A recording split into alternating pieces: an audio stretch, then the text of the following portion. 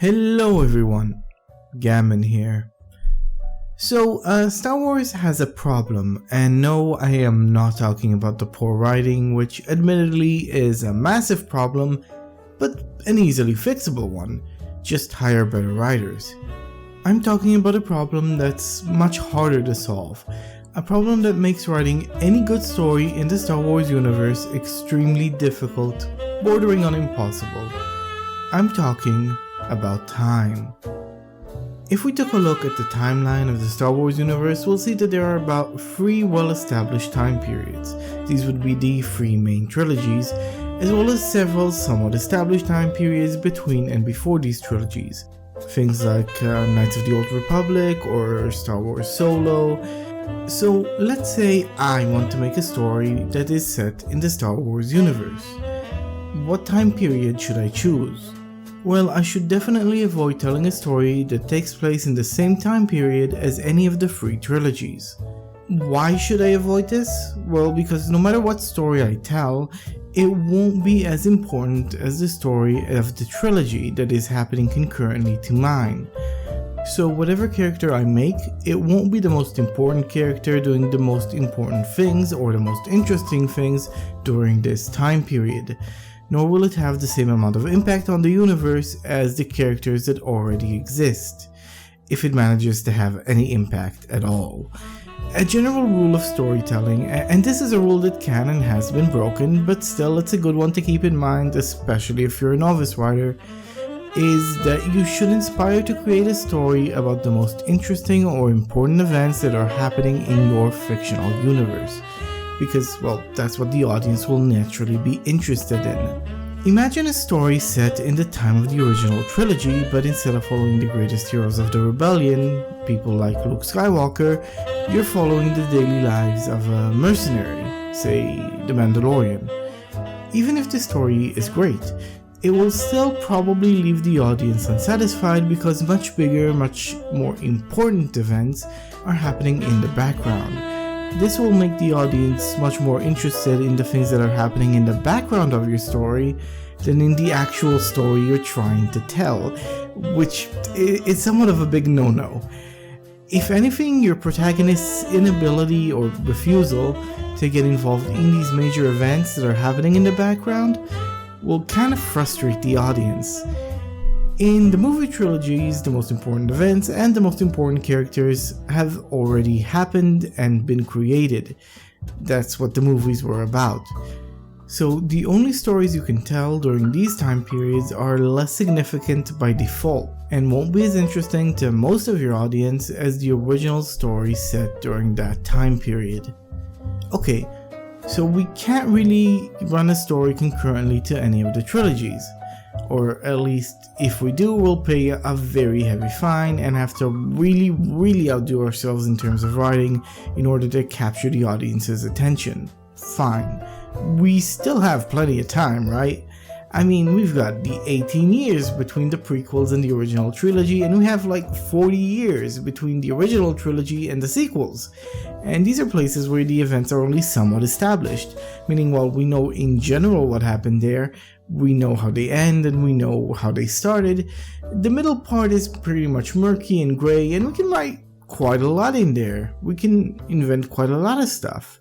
So these seem like a natural place to tell a story, and in fact these are where most of the new stories are set. Rogue One happened almost immediately before the original trilogy.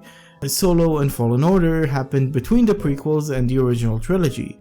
The Mandalorian is happening somewhere between the original trilogy and the sequels. So what's the problem with placing a story during these time periods that are in between trilogies where we kinda know what happened but not quite? Well, the problem is the scale of the story you can tell and the amount of change you can affect on the universe. Each of the 3 trilogies had a massive change on the state of the universe. In the prequels, we go from a benevolent but inept republic to a ruthless and efficient empire. We're also going from a place where Jedis were commonplace and in a position of power to a place where the Jedi are persecuted and on the verge of extinction. In the original trilogy, the universe changes back from a universe being controlled by an empire to a republic, and the Jedi make a triumphant return. The sequels are a mess, but at the very least they do put the universe in a temporary state of chaos. Admittedly, essentially you go from Republic to nothing to Republic again, but this time they'll do it well. Look, the sequels are a mess, but there's a big change. There's lots of explosions. I don't know, like there's actual things happening for better or worse. Mostly for worse. Almost entirely for worse, but still, change, okay? They affect change. You can't say they didn't. For instance, before the sequels, you probably liked Star Wars. Afterwards, who knows? However, none of the stories set between the trilogies affect the universe in such a massive way. In fact, in most of these stories, no actual change happens or any new information added to the lore of Star Wars. In the case of Rogue One, it's because you're telling the backstory of an event that the audience already knows about. You're merely expanding on existing lore, not creating new lore or exploring new questions or ideas. In the case of The Mandalorian, we have a very small-scale story, by design, about a man trying to save a child. It doesn't really engage in any world building, it doesn't meaningfully interact with the universe, and it doesn't even come close to changing the state of the universe. The Mandalorian is a very small, very generic story, and if you completely forgot about it, it won't really change your understanding of the Star Wars universe. It's essentially just a bunch of Western tropes badly retold in the Star Wars universe, and honestly could have been set in any other universe and nobody would have noticed. Now, don't get me wrong, I almost very nearly liked The Mandalorian, and some of the episodes were okay, but it's hard to look at it and say it's anything more than a generic waste of time.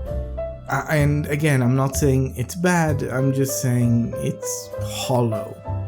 However, it would have been hard, really hard, for the writers to make it any less generic or any more impactful.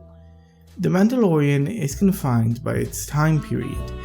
We know what's going to happen. The Republic will slowly become more docile, the First Order will build a Starkiller base somehow, and overtake the Republic, all at the direction of Palpatine, who is somehow alive. He's still alive, guys. It was all intended. It was all intended. Trust me, he was always meant to be alive.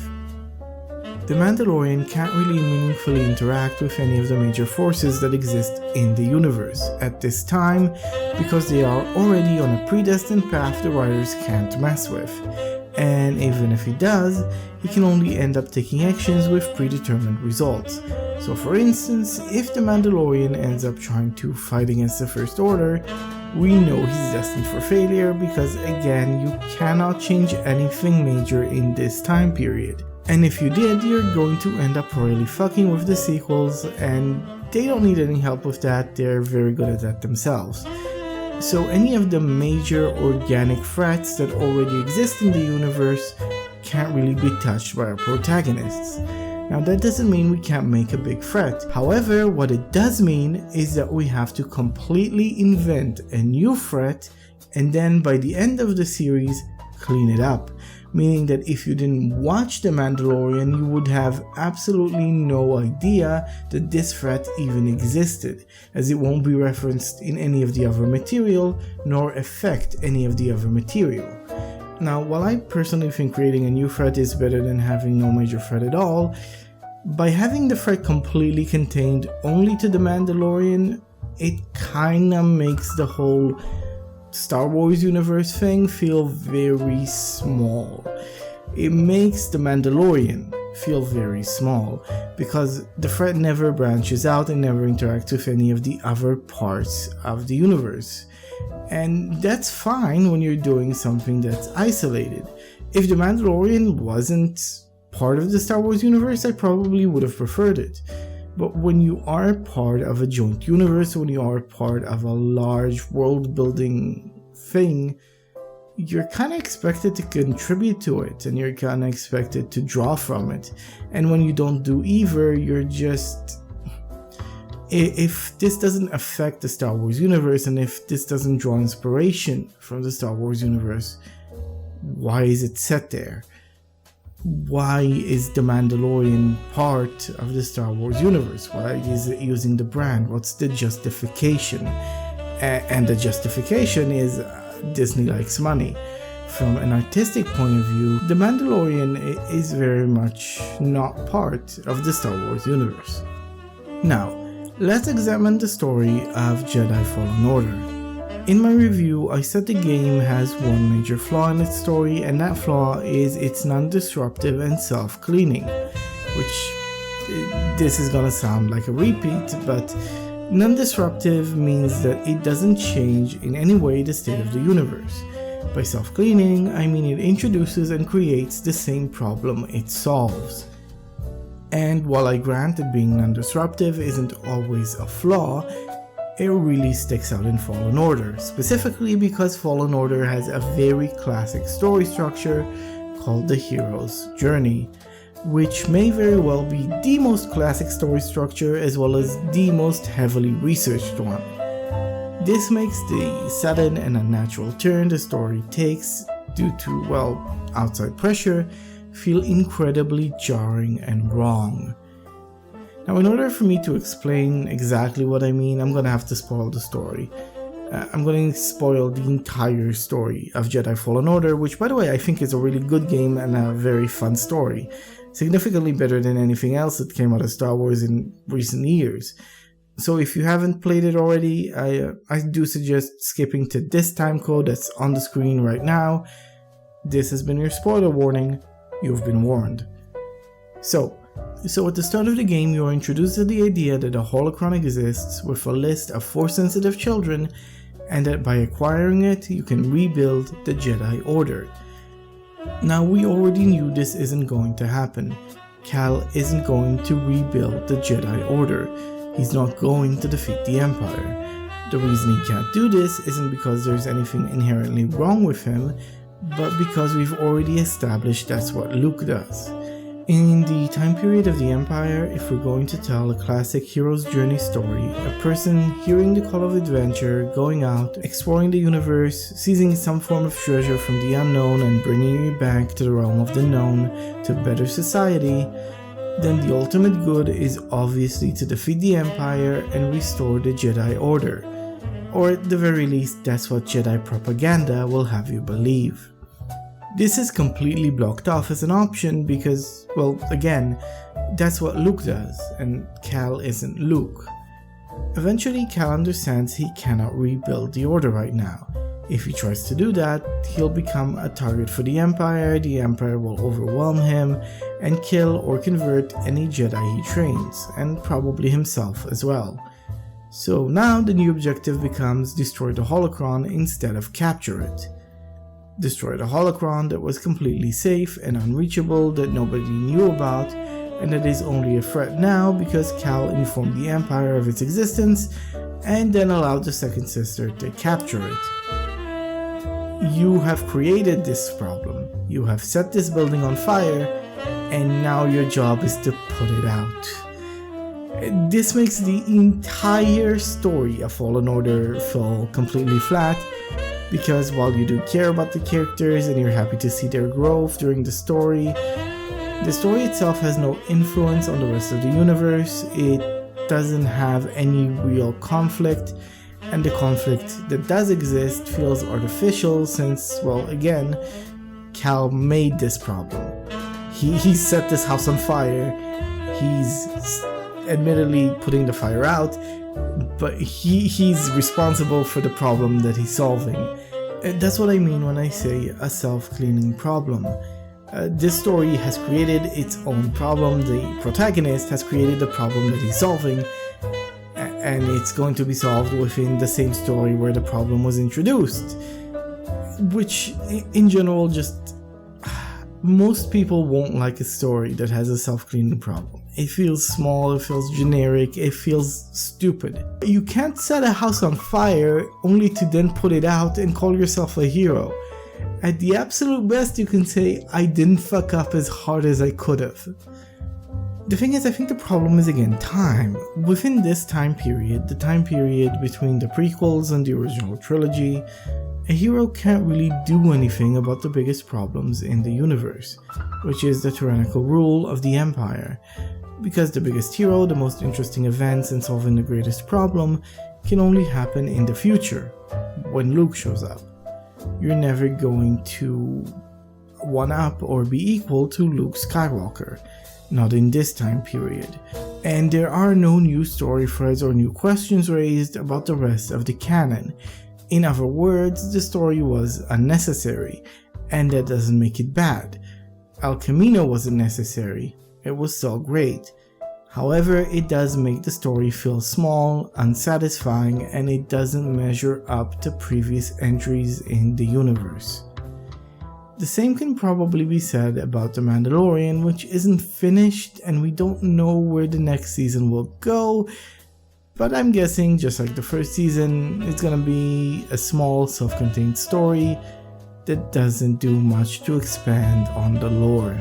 And this is because it's been established that the time of the New Republic is a period of peace, and he's not going to do anything about the future threats of the First Order, things like Snoke, Kylo, or Palpatine. He can't. That's what Rey does. So we're kinda stuck telling self-contained stories that are either an extension of existing lore or side stories that don't really contribute to building up the universe and just feel small and unimportant, or at the very least not as important as the main entries in the series. And without sitting down and being an honestly brilliant writer, hell, even if you are a brilliant writer, there isn't much you can do about it. The universe itself has fucked you by not giving you a good time period to write in, and this will cause the universe to stagnate and become more and more unappealing to write for. And by unappealing I mean creatively. It's still a Disney product, people will still want to write for it because holy shit, the money. So, to sum up, not only are these somewhat established time periods between the trilogies constraining the stories you can write, as you return to them again and again, you're forced to write smaller and smaller stories, as you slowly run out of old material you can use to base your story on, causing the IP to stagnate at an accelerated rate. But gammon, there are two time periods you haven't talked about. The before four times, pre-prequels, or the future. So let's talk about the before four times, or the Old Republic as it's known in the lore. This time period has my personal favorite story ever told in the Star Wars universe, Knights of the Old Republic 2. However, the past is still a somewhat established time period, meaning we still know how it's all going to end. While going back far enough lets you write big, impactful events in the universe, like the Jedi Civil War, the rise of Darth Nihilus, and the Exile, there are still some things you cannot change about the state of the universe. Specifically, anything that will end up changing the future. So for instance, you can't undo the false dichotomy that is Sith and Jedi. You can only change the universe so much, because if you change too much, the future no longer exists. There is always a well-defined end state in the universe you have to reach, or at the very least make that end state reachable. You cannot have the Exile start his own way of teaching Jedi. You cannot have him reject both the Jedi and the Sith and create a new order. This is an impossible thing for you to write, despite, in my opinion, being the most interesting outcome, because we already know in the future such an order does not exist. So, now we're left with one option, one final hope for the Star Wars franchise. The future. The future is fucked. Listen, the sequel trilogy is just way too bad. The damage it does to the lore and to the mechanics of the world are just, they're too great. Any movie set after the sequels will have to contend with all the giant fucking problems J.J. Abrams and Rian Johnson introduced to the universe. And these problems are so large, I honestly can't see anyone fixing the Star Wars universe.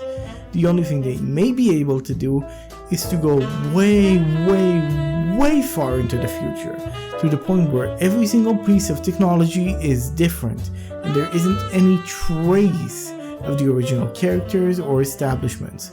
No more Republic, no more Rey, no more Luke, no more AT-ATs, no more anything. A complete soft reboot of the Star Wars universe. The problem is that obviously people are invested in these characters, they're invested in these pieces of technology, they're invested in the lore. When you take all these things away, you're kind of removing the investment of the average fan from the Star Wars universe, as it's more or less a completely new universe now. That's kind of the point of going that far in the future. It's to make a soft reboot, but you know, people don't want to see the things they love getting soft rebooted.